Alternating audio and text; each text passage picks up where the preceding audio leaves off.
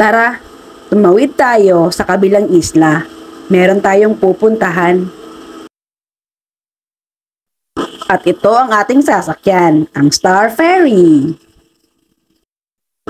Galing pala akong Central Pier going to Team Chachoy. Pupuntahan natin ang Clock Tower ng Hong Kong. O siya, enjoyin nyo muna ang magandang tanawin ng Hong Kong at ang sunset.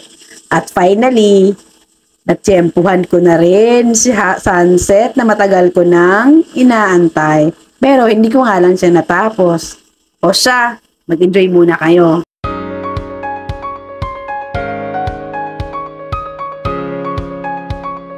At ayun, padaong na tayo at nakikita nyo yung tower na yon, yung clock tower na yon, yun ang pupuntahan natin.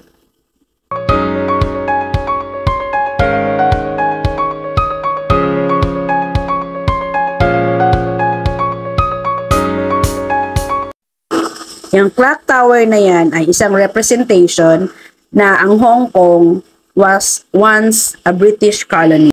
Nakumpleto ang clock tower na yan noong 1915 at nagtamo rin ito ng damage during the World War II.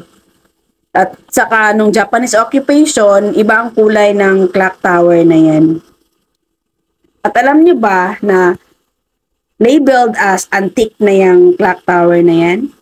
O diba, napakaganda ng clock tower na yan. At syempre, maganda rin yung nasa video, no? So, ayan. See you on my next video, mga mi. At sana nag-enjoy kayo sa ating munting tour dito sa Hong Kong.